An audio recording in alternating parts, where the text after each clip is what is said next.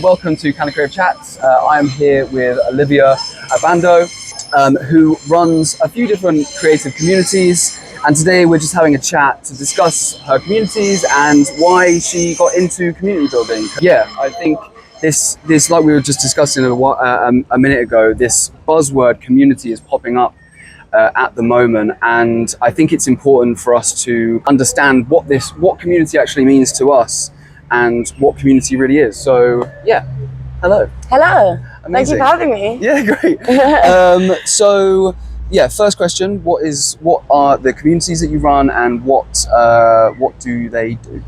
So I've founded 3 platforms. I would say 2 of them are community focused, which is Community Curates, a platform that's focused on art exhibitions in the intersection of art and culture. So kind of things that are not too precious, things that intersect with music and fashion, etc. And I also run a zine called Interspect, which is an independent publication where we think about kind of processes of self-reflection and how they connect to our creative practices and how we connect through those things, basically. So yeah. And the third one is Grapevine.earth, but that's an online entity where I archive creative reflections. So I think that's a bit different because it's like an online archive a bit more. So I guess the main aim for these communities is to give people a platform and to give people the space to curate. Yeah, exactly. I'd say definitely the aim is about platforming and connecting with other creative practices and kind of understanding that we can make things possible kind of collectively and through collaboration. I think those are like my passions, and I try and translate those into my practice too. I love that. Yeah. And how did you fall into building these communities? So I think it's funny that you say falling into it, because it always is a bit of a snowball effect thing. I always kind of envision myself kind of in creative direction and kind of curation, more in the fine art space. But I always felt that that practice was quite confined and a bit restricted and attached to institutional beliefs that I didn't align with.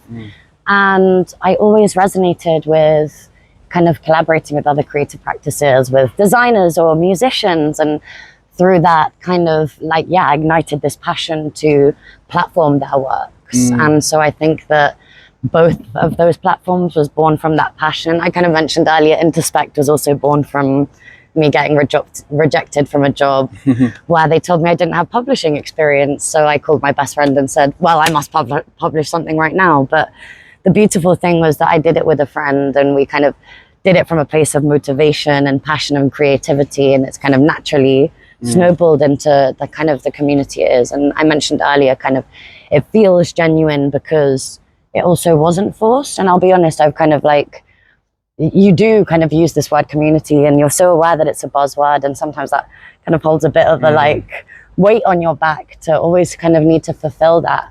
And sometimes I think it's that weight that stops you a little bit. Definitely it's the moments where I've kind of just allowed it to happen naturally that have let me fall into these things. And connecting with other creatives and doing it from a place of passion and platforming, I think.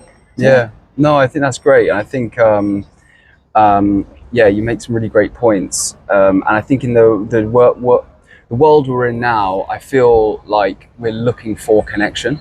For sure. Even if it's a subconscious thing that's deep within us, like we're longing for this connection. And I think people who are multifaceted and have so many different skill sets end up building these spaces because they're looking for connection for themselves, but also see that there can be connection on a multidisciplinary sense. You know, you may be a photographer, you may be a graphic designer, you may be a designer, but you come together and you build ideas, you build connection, and you build family. And I think we're longing for that at the moment. And there's so many communities popping up now. That's why I'm doing this and stuff, and trying to speak to people like yourself, because let's come to the real picture of why we're building these things. So with that, what does this word community mean to you? I think for me, community can mean a lot of things, but for me, it's about something that fills my cup. something that feels like it hasn't drained me, that it kind of fulfills something on kind of like a soul level, like, you know, fulfills my creativity that doesn't come from this idea of corporate gain. I think we mentioned earlier, like sometimes it's like, join my community and buy these things or whatever. And you're totally right. Like that feels not so genuine. Whereas for me, a real community is somewhere where you feel safe, where you feel like you can belong, where you don't feel like you have to censor yourself, and where you feel like your creativity can kind of run free, that's kind of filled with abundance and opportunity. So yeah. I love that. I think I'm just going to end on that. Okay, I just love the way you ended. You said that. So yeah, thank you so much for joining me. My pleasure. Thank you for having me. Cool. Awesome. Thanks, guys. Peace. Easy. That was great. That was actually really nice and